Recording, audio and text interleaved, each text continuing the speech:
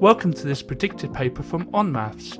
This paper represents the best guess for the upcoming exams. Please use this paper in addition to your other revision.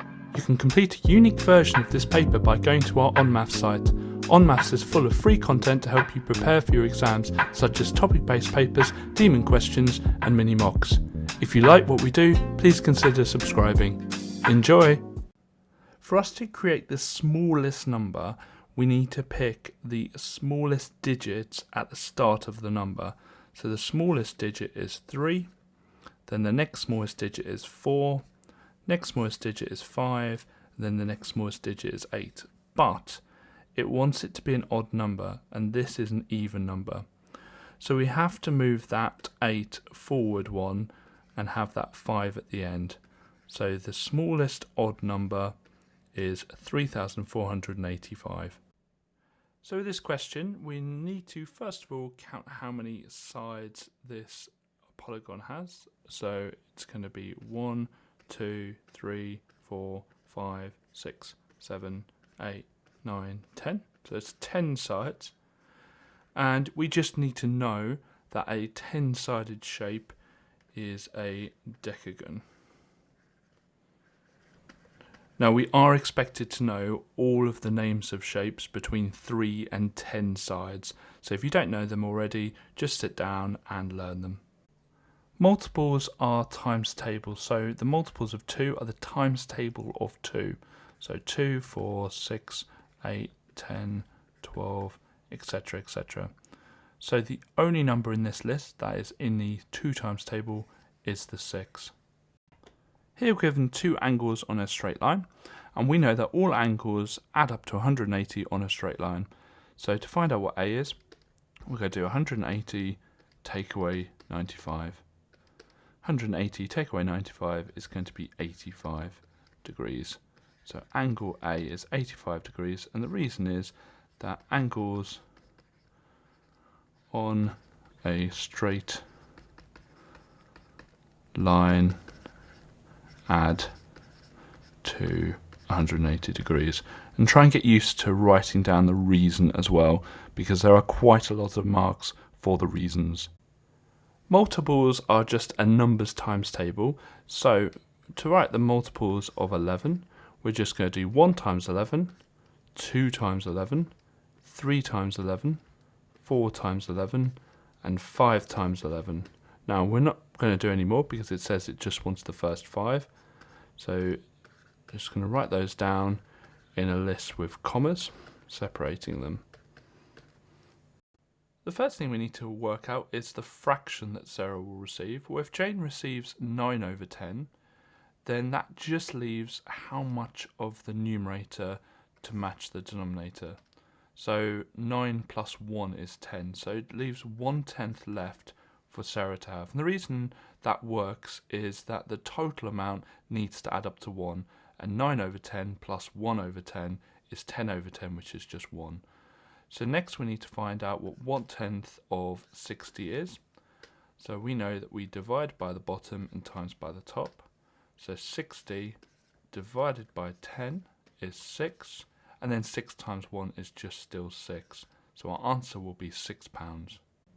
Whenever we multiply two negatives, we always get a positive, so we know our answer will be positive. We're going to do 9 times 12, which is going to be 108, and v times v, which is going to be v squared. So we're going to start off by working out what 100% of 120 is. Well, that's obviously just going to be 120. And we're trying to get to 6%, so we always start off by working out 10%. It's always normally useful. And we just divide that 120 by 10, so we get 12. And we try to get 6%, so it'd be nice if I knew 5%. And 5% is nice and easy because we just halve that 10%. So that'd be 6. And if we got the 1% as well, we can get to the 6%. So to find out what 1% is, we just divide the 10% by 10 and get 1.2. So to get the 6%, we're going to add the 5% and the 1%. So we're going to add the 6 and the 1.2. And so we just do 6 plus 1.2, which is just going to be 7.2. And that's our answer. Something to realise in this table we're given in this question is that the triangle has 3 sides, quadrilateral 4, pentagon 5, and hexagon 6. And that number is just 2 less than the number of faces. So basically, if you've got the number of sides, you add 2. So 4 plus 2 is 6, 5 plus 2 is 7, and 6 plus 2 is 8.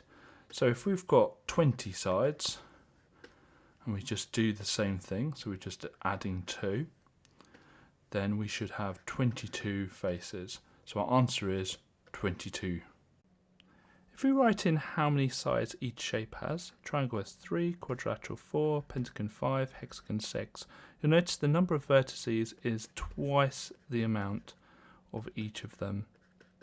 So if a shape has 15 sides, we just times that by 2 and it will have 30 vertices. So to solve this, I'm going to first of all just write out the question just to make it a bit bigger. First thing we do is put in our solving lines. So we just put a set of lines to the left and the right of the equals. And what we need to do is get the x on its own. So looking around, there's this 11 we want to get rid of, and this take away 5 we want to get rid of. Always get rid of the plus or the take away first. So we're going to focus on this minus 5. We've got to figure out what is the opposite, what's the inverse of take away 5. Well, the inverse is going to be plus 5. Now we can't just do that to the left hand side, we've got to do it to the right hand side as well. So we add 5 to both sides. When we add 5 to the left hand side, we're just left with the 11x. On the right hand side, we do 28 plus 5, which is 33. Now, we still don't have x on its own. We've got this 11 here. Now, what is that 11 doing? Well, that 11 is a times 11. It's multiplying x by 11. So to get rid of it, we need to do the inverse of times 11, the opposite, which is divided by 11. And what we do to one side, we must do to the other side. So we're going to divide 11 both sides. That will leave us just the x on the left-hand side, and 33 divided by 11 is 3. So the word solve means find out what x equals, and we've done that. We're going to start off by writing the numbers that the dots are at. So we've got minus 12 and we've got minus 5, and x is anywhere between those. Now, it's obviously going to be greater than minus 12, and it's going to be less than minus 5. But it can equal minus 12, and the reason for that is it's a filled in dot. But it can't equal minus 5 because that is a hollow dot. So the first thing we're going to do is write this as a ratio between the fractions. So we're going to have green to black.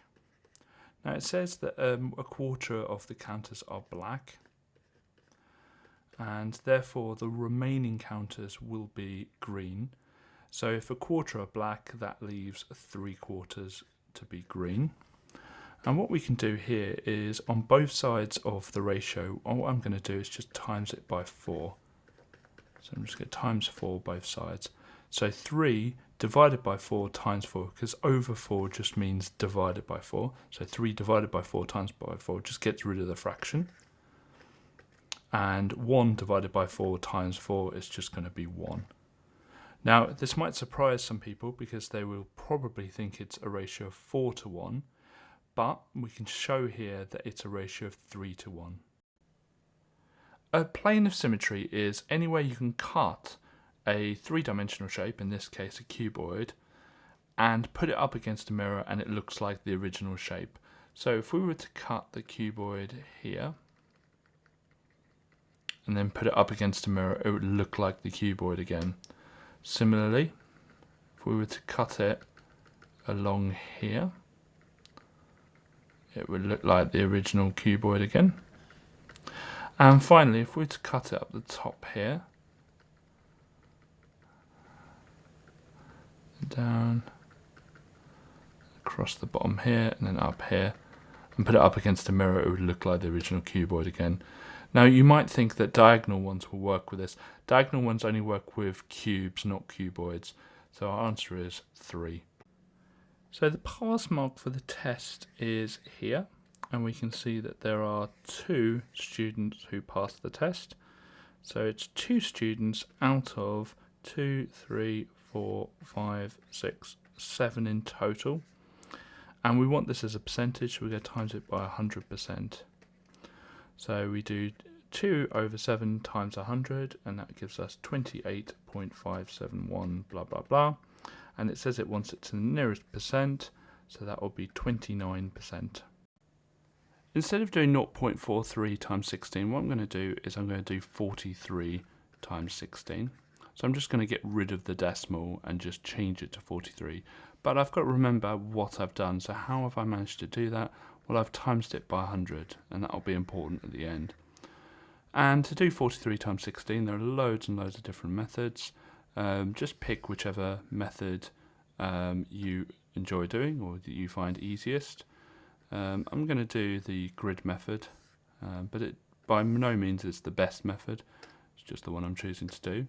So 43 is 40 and 3, and 16 is 10 and 6. So 40 times 10 is 400, 40 times 6 is 240, 10 times 3 is 30, and 3 times 6 is 18.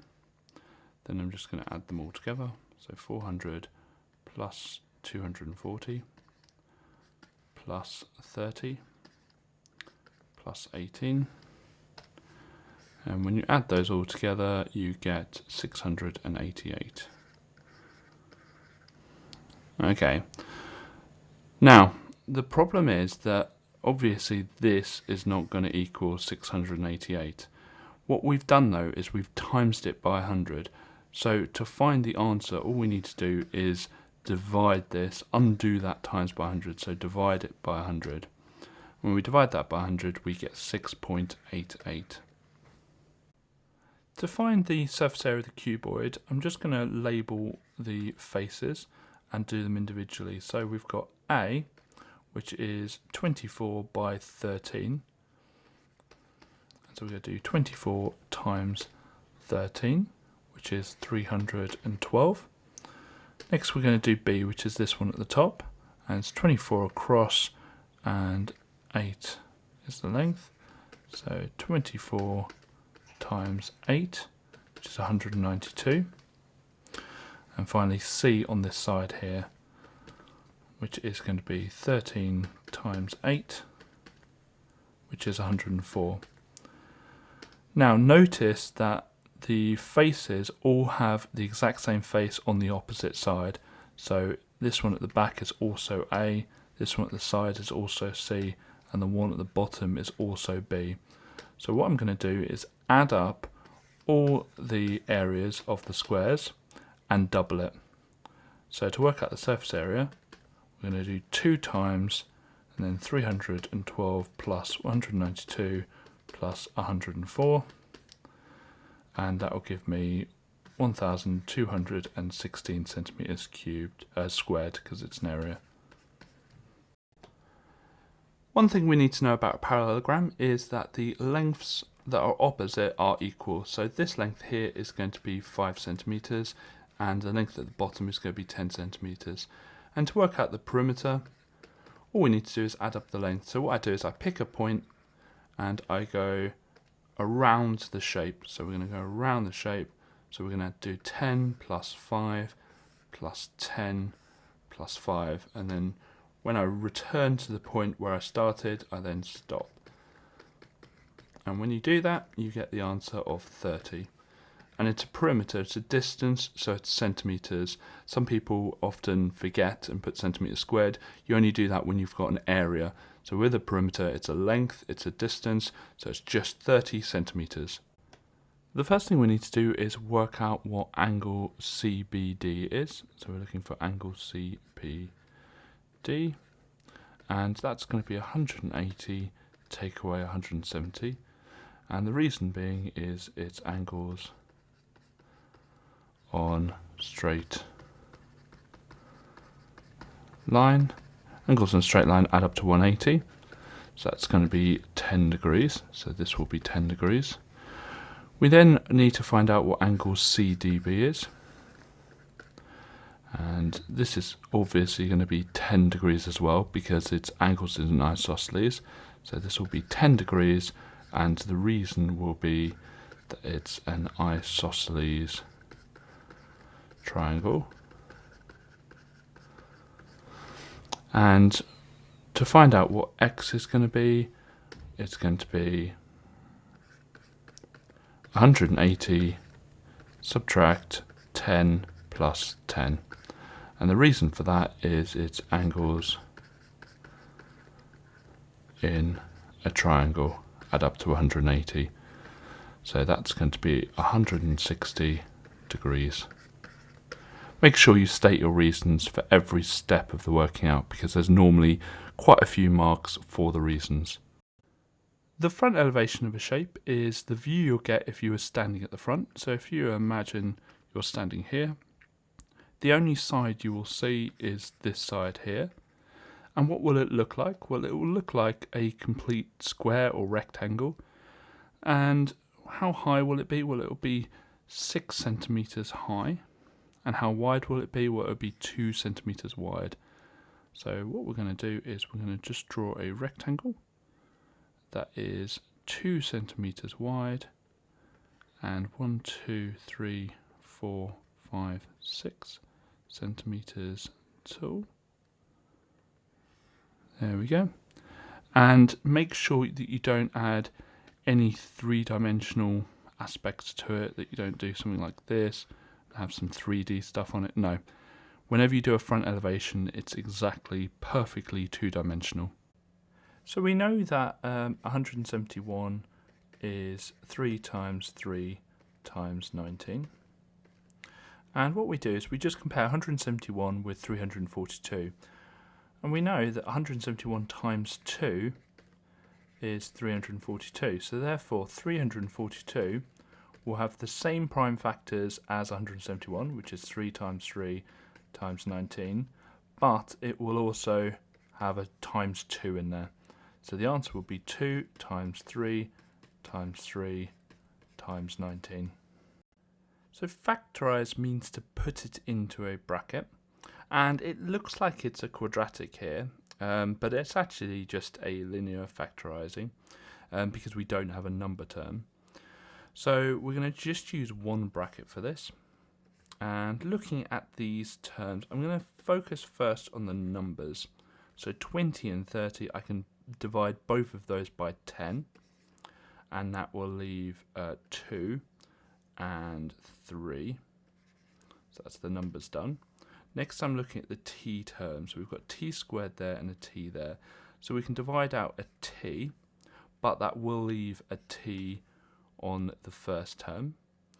And finally I'm going to look at the u, and there's just a u on both of them. I can factorise out, and actually that just leaves nothing on the inside of the bracket. Now always when you do this, expand the bracket to check if you've made any mistakes. So I'm going to do smiles and rainbows. There's loads of different methods. So 10 times 2 is 20, t times t is t squared, and then the u, plus 10 times 3 is 30, times t times u. So we know we've got the right answer. So our answer is 10tu brackets 2t plus 3. So we're told that y is directly proportional to x. And so the first thing I'm going to do is replace that proportionality sign with an equals, and to do that we need to introduce k. So y equals kx. So you just multiply the right hand side by k. Then I'm going to substitute the values it's given us. So it says to us that when x is 5, y is 4.5. So when y is 4.5, and then we've got x is 5. Then I'm just going to quickly solve that. Get my lines in, and divide both sides by 5, and so that's going to be 0.9 equals k. So k is 0.9. So I go back to the equation, and instead of y equals kx, I know that y equals 0.9x. Now k is a constant, which means it will never change, so it's always going to be 0.9. So to find the value of x when y is 5.4, I'm just going to replace y with 5.4, and it's just a matter of solving again. So get my lines in, and what I'm going to do is just divide both sides by the 0.9 to find out what x is. And when I do that, I find that x is 6. So when you read this question, the question's basically asking you to find the bearing of O from B. So the lifeboat is at B, so I'm going to draw a north line here. And to find a bearing, you start from the north line and you keep going clockwise. So we're going to look for this angle here. Now, this angle, which is given to us in the question, and this angle here, which I'm just going to call x, are going to be equal. So x is going to equal 135 degrees. And the reason for that is we've basically got, and I'm just going to draw or extend the north line down, because we've basically got we have a set of parallel lines here, and we have a set of z angles, which we know is alternate angles. So the reason for that is it's alternate angles. And always show the reasons to the examiner. Okay, and so to find out what the bearing is, so the bearing of O from B, it's just going to be 360 take away 135, and the reason for that is angles on a point. We've run out of space. Okay, so we're going to do 360 take away 135, which is 225, and so our answer is 225. We have our everything list here. Now these are all the numbers that go into our Venn diagram. And in A is all the square numbers. So we're going to have a look and see which square numbers we've got. Well, we've got 1 and we've got 4. And we've got 9. And we've got 16. Are all square numbers. So in here is 1, 4, 9 and 16. And we're going to look at all the odd numbers. So we've got 3. We've got 17, we've got 1, and we've got 9. Now in both the lists we've got the 1 and 9, so that's going to go in the middle. Just the square numbers are 4 and 16, and just the odd numbers are 3 and 17. Now notice we've got the 2 and the 6 there, and those will just be on the outside. So we're going to write an expression for the amount of people on the first bus. So they've started with X passengers and they've gone to 11 bus stops with X passengers. So altogether that is 12X. So we're going to have the first bus. And so we've got 12X. And then on the last bus stop, 19 passengers get on. So plus 19. Now for the second bus, well, we start with X and a further 5X come on. Because 5 bus stops with X passengers, so that's 6X altogether. And then 79 get on. And it says the first bus finishes with less passengers than the first. So the first bus finishes with less. And the way we show that is with this inequality here. Now all we need to do is solve that inequality. And we've got x on both sides, so we look at the x's. We've got 12x and 6x, so we always take away the smaller amount. So we're going to take away the 6x both sides.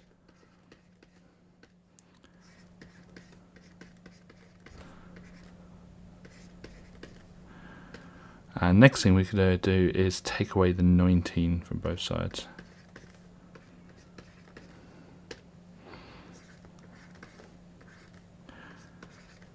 And so, meant to be 60. Got ahead of myself. And the last thing we do is divide by 6 both sides. And so we've got x is less than 10. Now, it says here, assuming no passengers got off either bus, what is the largest value for x?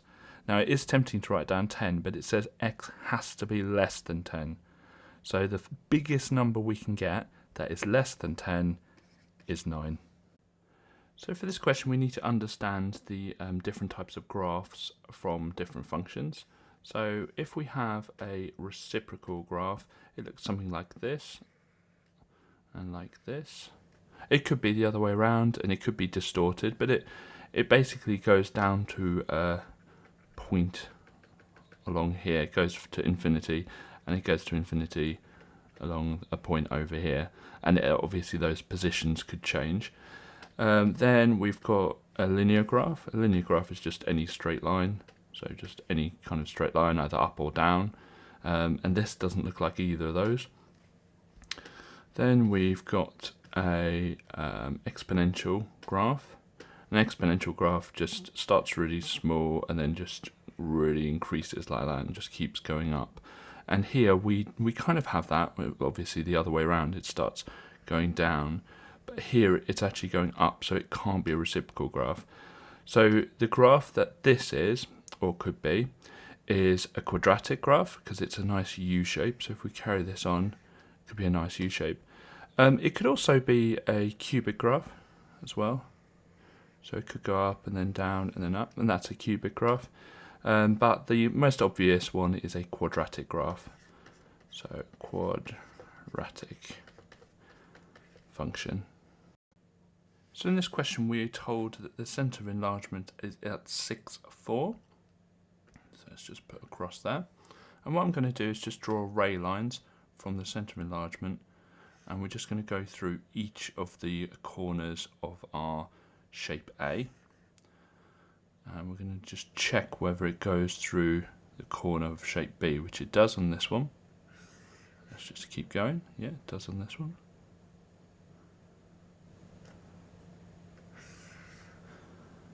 But it does not on this one. So it says find the coordinate of the vertex of shape B that is not correct. So the coordinate is this one here, and so that would be -4, 1.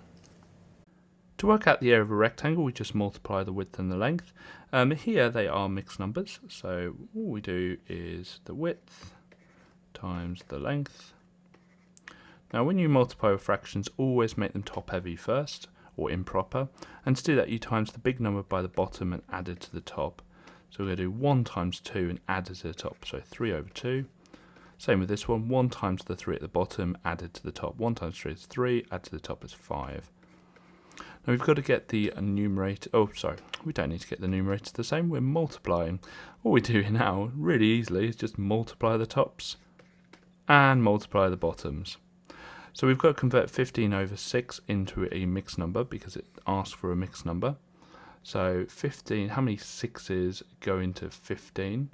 Well, we're first of all going to have 2 whole ones. And how many left over? There are going to be 3 left over. Now, 3 over 6 is the same as 1/2 because we can divide top and bottom by 3. So our answer is 2.5. Whenever we do these kind of questions, it's always best to convert the pattern into numbers. So we're just going to count the dots. So we've got 2, 4, 6, 8, 9 in the first one. 2, 4, 6, 8, 9, 10, 11, 12, 13, 14, 15, 16, 17. So our sequence is going 9, 13, 17. And we're going to see what it's going up in. So we're adding 4 each time. And that means our sequence will involve 4n. And then what we do is we go backwards 1 to find the 0th term. So we're going to take away 1. So 9 take away 1 is 5. So the 0th term is 5. And the 0th term just tells us what to add on to the 4n. So 4n plus 5 will be our answer. To find out what the value of x is, we first of all have to find out what the value of y is. And we can notice that we've got 2 sets of parallel lines here, and a line going through them. And we kind of got these f angles, which we have to call corresponding angles. So we know that 2y minus 50 is equal to 78. And we must write down the reason, so corresponding. corresponding angles. And corresponding angles are equal. Now here we've got an equation and we want to solve it, so we get our lines in. We'll go first of all add 50 to both sides. So we've got 2y equals 78 plus 50, which would be 128. And then we're going to halve both sides, or divide by 2. So we've got 64. So we know that y is 64. And so we look back at the diagram to find out how we'd work out x. Well, what we can do, there's a few different things we can do. We could work out the fact that these two here are vertically opposite. That would be absolutely fine.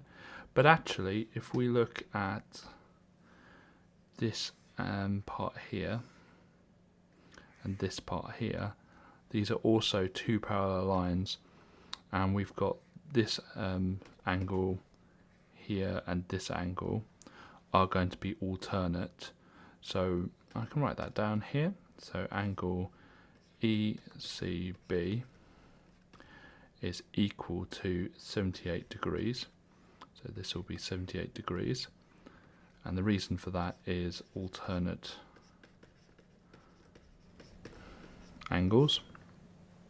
And then finally, if we know this is 78 and we know that this is 64, because we know what y is, then we can work out what x is. So x equals 180, angles in a triangle, take away the 78 we know and the 64 we know.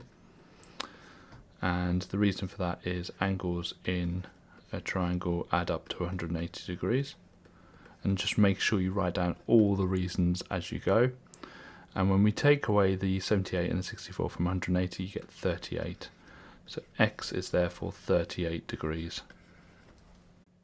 So this question is asking us really to divide the 5 3/4 by 1 3/4. So we're going to do 5 3/4 divided by 1 3/4, because we're finding out how many of each of these towels, which is 1 3/4 meter, can be made when the total amount of cotton is 5 3/4. So first thing we're going to do is convert them to mixed numbers, to top-heavy or improper fractions, because at the moment they're mixed numbers and we can't divide or times if they're mixed. So we times the 5 by the 4 and add it to the top, which will be 20, and then add it to the top 23, and then do the same. 1 times 4 is 4, plus it to the top is 7/4. Now a little trick here is KFC. We keep the first fraction, we flip the second fraction, and we change the divide sign to a times sign. So we're going to keep this first fraction as it is, change that divide to a times, and flip the second fraction. Okay, whenever we multiply, we just multiply the tops, so 23 times 4, which is 92, and we times the bottoms, which will be 28. And now we need to convert this back into a mixed number. So first of all, actually we can simplify this, because we can divide top and bottom by 4, so that would be 23/7. And then make this a mixed number. So 7s into 23 go 3 whole ones, and then obviously 2 remainders, so it's 2/7. Now it asks us for the amount of towels that she can sew patterns into. Now the issue here is that she will do 3 whole towels, but then have some left over, but she doesn't have enough to create a 4th towel, so it's just going to be 3 as an answer. So I'm going to start just by writing out the equation, and I can put my lines in. Okay, we're asked to make x the subject, so we're going to first of all add 10 to both sides. In fact, I'm just going to move all this over a little bit so I've got a bit more space. Okay, so we're left with m plus 10 on the left hand side, and we've got 1/7 x on the right hand side. Now to get rid of the 1/7, what I can do is just times both sides by 7. So 7 brackets m plus 10 equals x. So x therefore would equal 7 brackets m plus 10, but it says expand your answer fully, so we just go expand the brackets, 7m plus 70. So it's really important, first of all, we make clear about how we convert things. So if I've got a unit in kilometers and I want to convert it into meters, then we know we just times it by 1,000. So 2 kilometers is 2,000 meters. But if I have something in kilometers squared and I want to convert it into meters squared, I actually times it by 1,000 squared, which is 1,000 times 1,000. Okay, so I'm actually timesing it by not 1,000, but 1,000 squared. So that's another 3 zeros. You can see here that that's a million. So we times it by a million.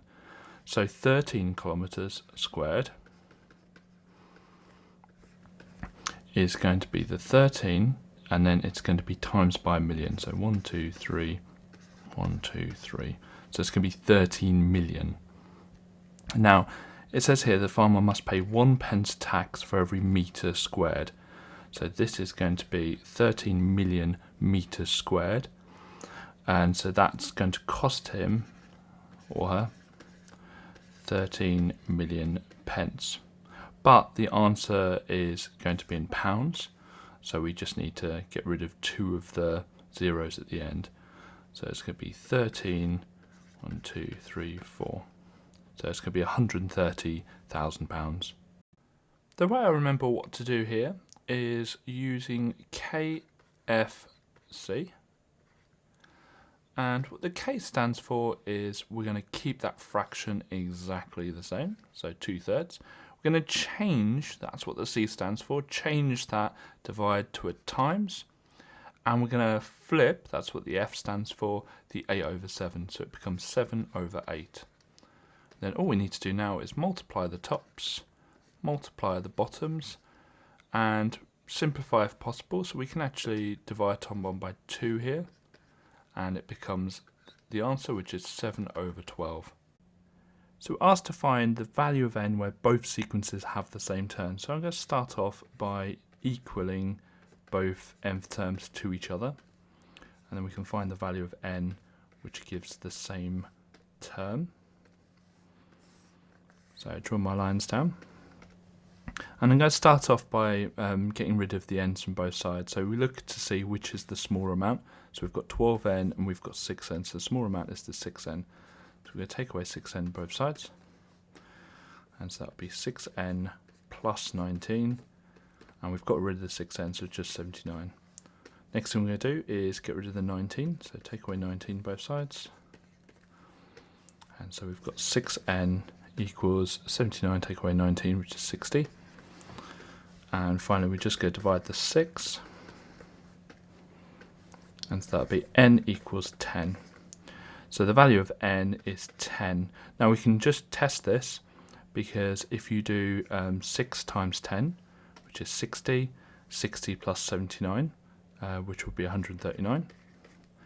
And then if we do the same for the top one, 12 times 10, which is 120, plus 19, which is 139. So they both have the same term when n is 10. Whenever you have north lines, they will always be parallel. So what we have here is we have a straight line going through 2 parallel lines, which are our 2 north lines. And therefore this angle here is going to equal this angle here. And the reason for that is that the 2 angles are alternate, they're Z angles.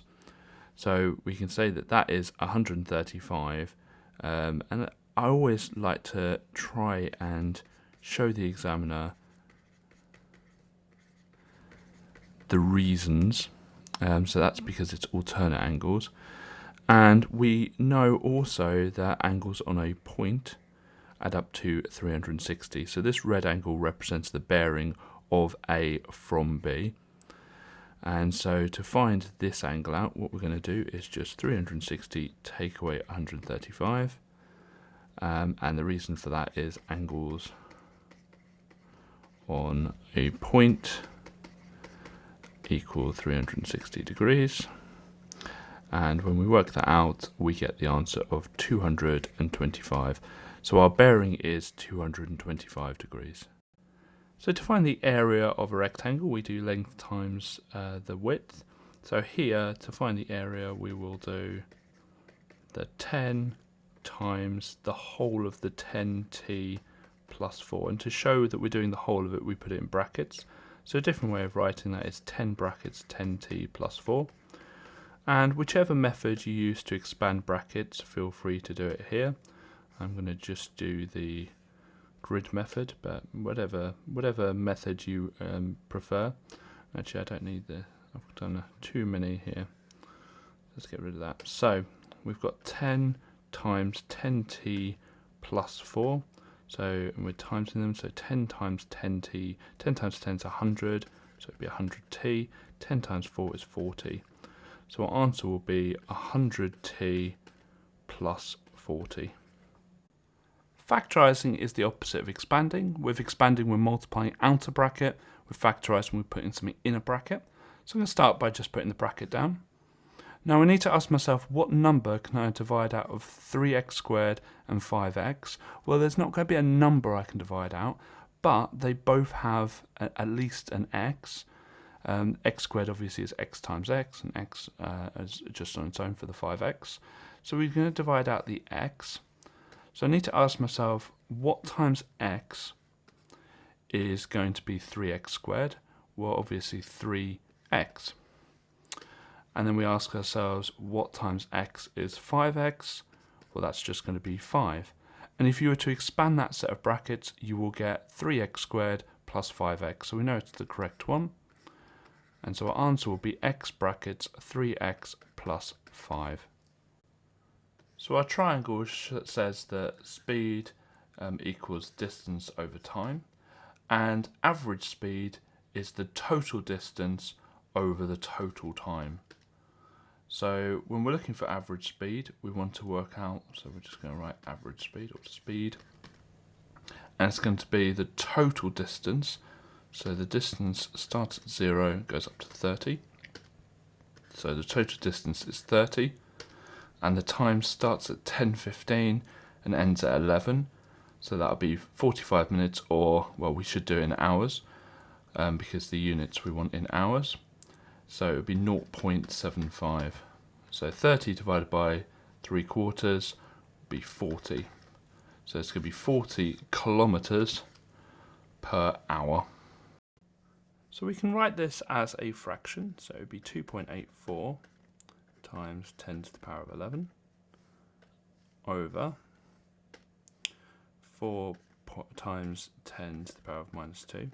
What we can do is split this up into two fractions, so 2.84 over 4 times 10 to the power of 11 over 10 to the power of 2, or minus 2. Okay, so we're going to start by doing 2.84 divided by 4. So we're going to just do the bus stop method. So 4 on the outside, and we've got 2.84 on the inside. 4's into 2 don't go, so carry the 2 across. 4's into 28 go 7, and 4's into 4 go 1. So it's going to be 0.71 times, and then the rules of indices say that if you divide two powers of the same base, they're both 10, then you just take away the power. So it's 11 take away minus 2. Now the two minuses, the two takeaways, actually convert to a plus, so it would be 11 plus 2, which would be 13. So it would be 10 to the power of 13. Now we've got a bit of a problem here, because standard form must have a number between 1 and 10, and not including 10, at this position here, and this is obviously less than 1, so we need to convert this into standard form. So what we can do is just write the number out again.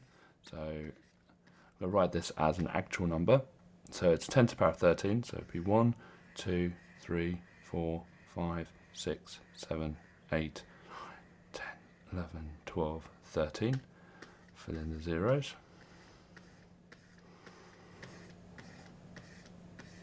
So it'd be 7, 1 and all those zeros. And then I'm going to put it back into standard form. Now The decimal point will need to be here to make it 7.1. So it'd be 1, 2, 3, 4, 5, 6, 7, 8, 9, 10, 11, 12. So it's going to be 7.1 times 10 to the power of 12. Now, with a bit of practice, you don't need to write out the whole number. You'll be able to just know that if you convert that into 7.1, then you just need to take away 1 from the power. But if you're not sure, and it's not an unreasonable number like 10 to the power of 105, then it's just worth sometimes just writing out the actual number and being 100% sure that you've got it the right way around. There's a lot going on with this question, so what I'm going to do is I'm going to put in all of the time signs that we don't normally show. So we've got 10 times 12x times y to the power of 4 times 13 times x to the power of 4 times y to the power of 4. And I'm going to reorder these to put the numbers together, first of all. And with multiplying, it doesn't matter which way around you do it, so I'm not changing anything. I'm going to put the x's together. And I'm going to put the y's together. So, first thing to do is 9 times 13, which is just 117. Then we've got x to the power of 12 times x to the power of 4. Now we know when we multiply two powers of the same base, and the base is x on both of those, we just add the powers. So it's 12 plus 4, which is 16. So it'll be x to the power of 16.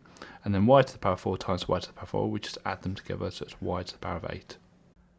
So the way this formula works is we have m, which is the final amount. The 2000 here is our initial amount.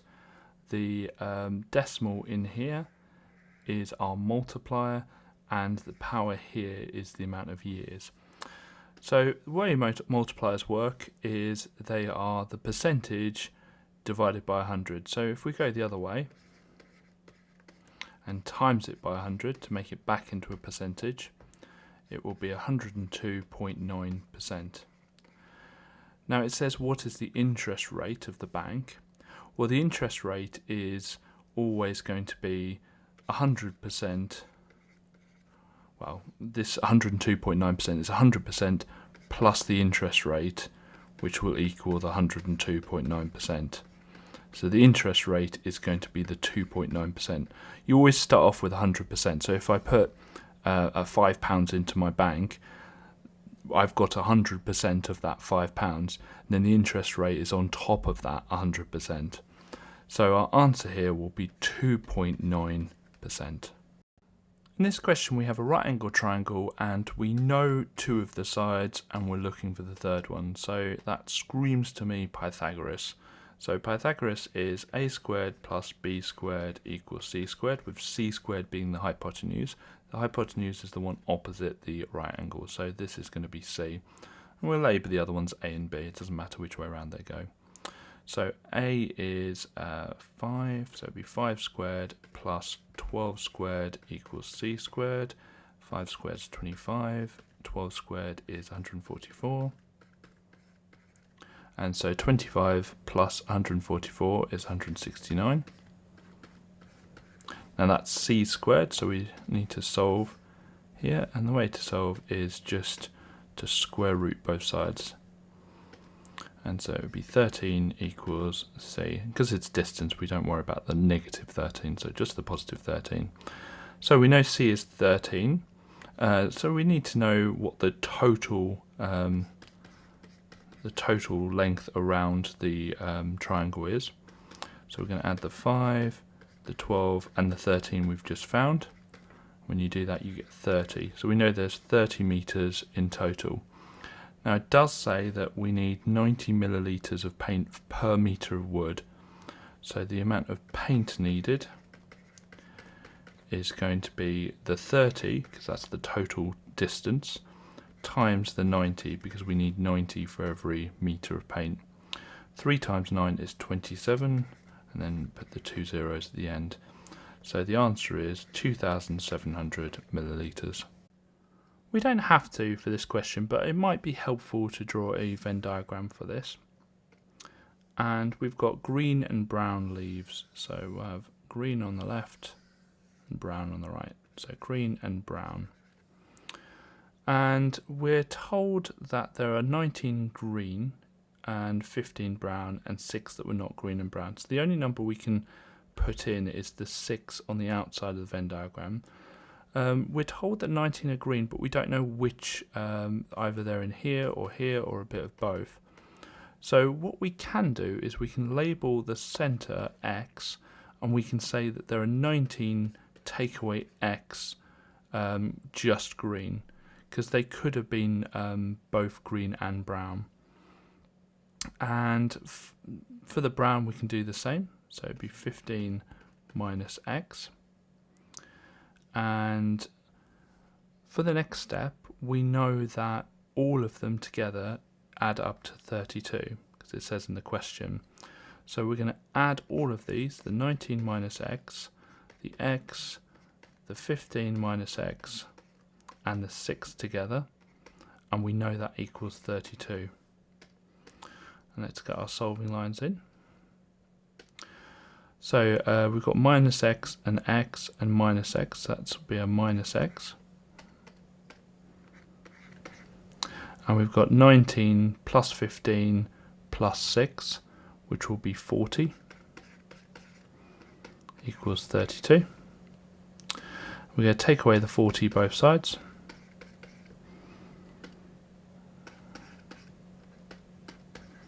And we can just times by minus 1 both sides to make them both positive.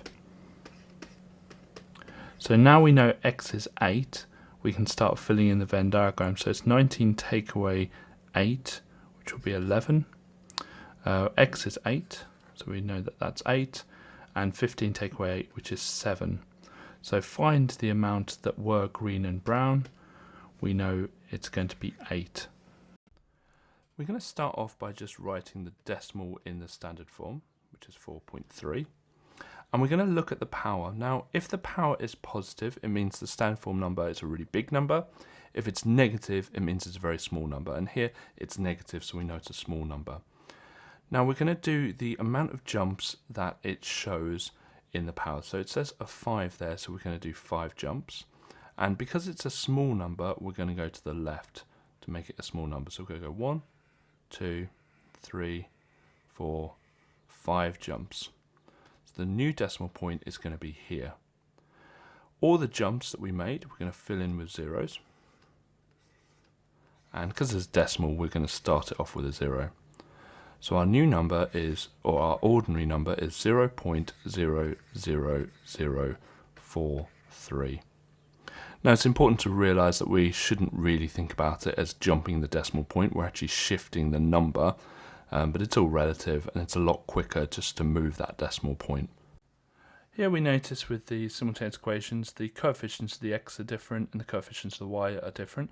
But if you look at the coefficients of the y, they are similar, because we've got a plus 4 here and a plus 8 here. So all we need to do is multiply the top one by 2. So we're going to do 2x plus 4y equals 2. And we're just going to multiply all of the terms here by 2 to get that second term, the 4y, to make it equal to 8y. So that's going to be 4x plus 8y equals 4. Then I'm just going to write out that equation we've just worked out, and then write out the second equation underneath. And now we have the same coefficients. So if we put in our circles, because obviously with simultaneous equations we work downwards, and we look at the signs now before the 8y's. So we've got a plus and a plus. Well, if they're the same signs, we subtract going downwards. If they are different signs, we add going downwards. The d in different, the d in add, the s in same, the s in subtract. Well, they're both pluses, so we're going to subtract. And so we're going to have 4x take away 3x, which is just x, 8y minus plus, which is just minus, so 8y minus 8y, which is 0, which was good. So that's the whole point, is to get rid of those y's. And we've got 4 take away 7, which is minus 3. So x is minus 3.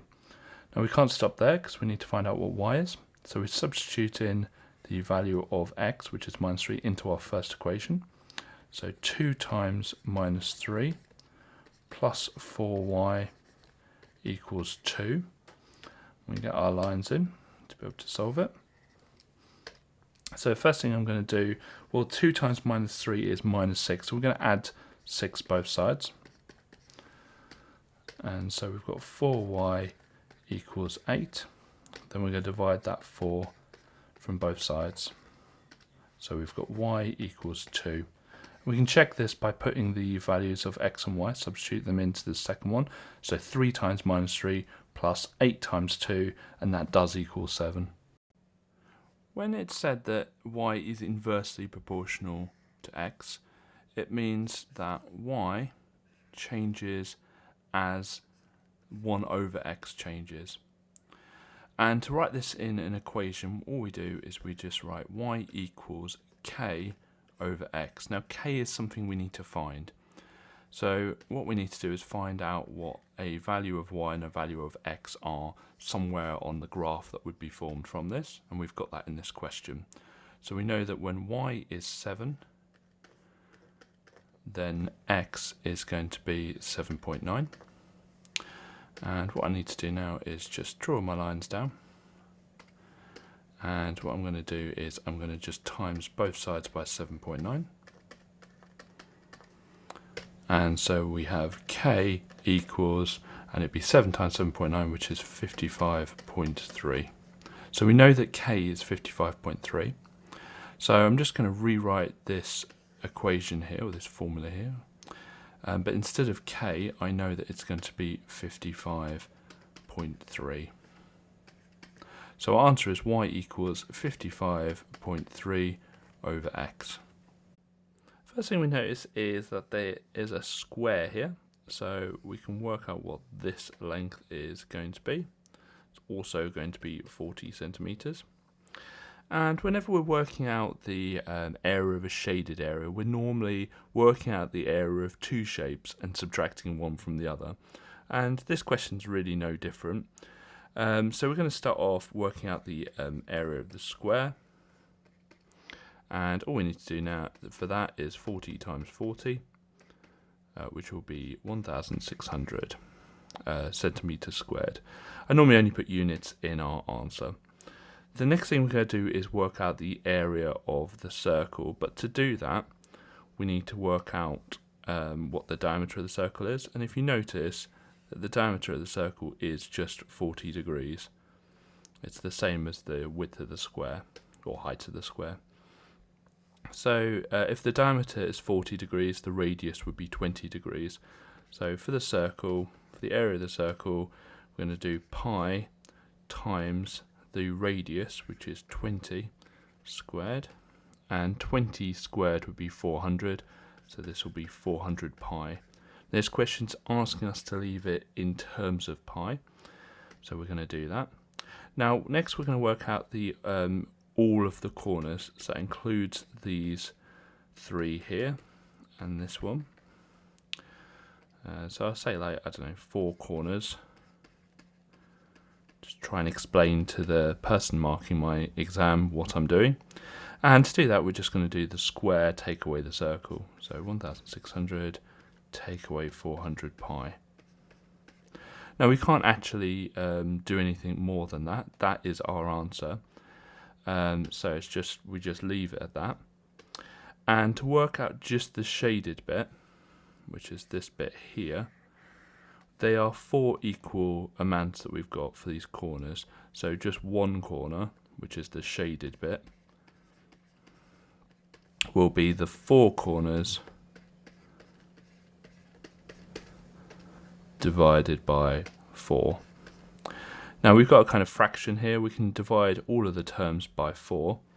So that will leave 1 at the bottom, 100 pi here, and this will be 1,600 divided by 4 is 400. So we're just cancelling the fraction, and actually we leave it as 400 minus 100 pi, and that indeed is our answer. You can't simplify that any further. So the first term will be 50 to the power of 1. Anything to the power of 1 is just itself, so that will just be 50. The next one will be 50 squared. So that's going to be 50 times 50, which would be 5 times 5 times 10 times 10, 25 times 100, which would be 250, 2,500 even. And then last one is 50 cubed. So that's going to be the 2,500 times 50 again. And so when you times that out, you get 125,000. So when we're doing column vectors and adding and subtracting them, we just literally add and subtract the top and bottom numbers. So A plus B minus C will be, just looking at the top, 9 plus 18 minus 9, 9 plus 18 minus 9, which will equal 18. And the bottom will be 9 plus minus 18, so really minus 18, and minus 9, and so that will be minus 18. So our column vector will become 18 minus 18. So here we're given a right angle triangle, and the question involves two lengths and angles, so we know we're going to be using trigonometry. So let's start by labelling our sides. The one opposite the right angle is the hypotenuse, the one opposite the marked angle is the opposite, and the one between the right angle and the marked angle is the adjacent.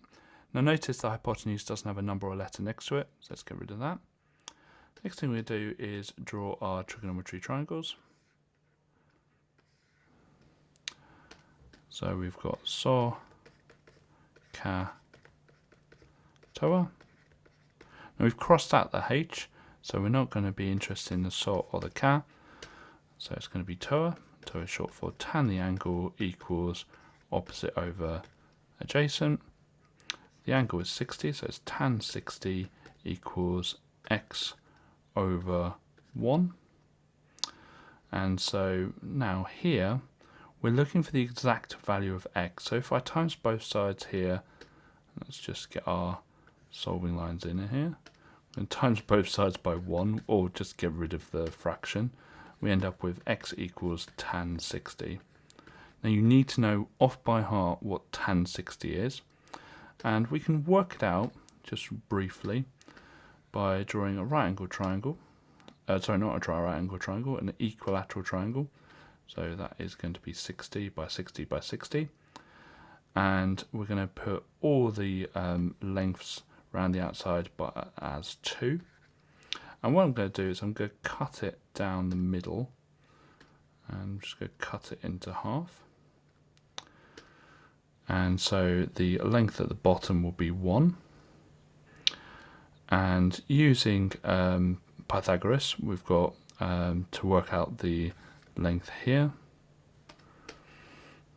It's going to be 2 squared, which is 4, take away 1 squared, which is 1, will be 3, and then square root it would be root 3. So we know that's going to be root 3. So looking at labelling the sides here, just pick a colour to make sure it's nice. So we've got the hypotenuse here, we've got the adjacent here, and then the root 3 will be the opposite. And so we're looking for tan 60. So tan, as we know, is the opposite over adjacent. And so tan 60 is going to be the opposite, which is root 3, over the adjacent, which is 1 in our diagram there. So tan 60 is equivalent, it's the same as root 3 over 1, or just root 3. We know that column vectors are shown with the amount right we go at the top and the amount up we go at the bottom. So we've got to work out how far right and how far up we go. So we're going to count the jumps from the start, which is at A. So 1, 2, 3, 4, 5 jumps right. So the top of our column vector is going to be 5. And 1, 2, 3 down. Now, because it's down, it's going to be minus, and we've got 3 down. So it's 5 at the top and minus 3 at the bottom. You can complete a unique version of this paper by going to our OnMaths site. OnMaths is full of free content to help you prepare for your exams, such as topic-based papers, demon questions, and mini mocks. If you like what we do, please consider subscribing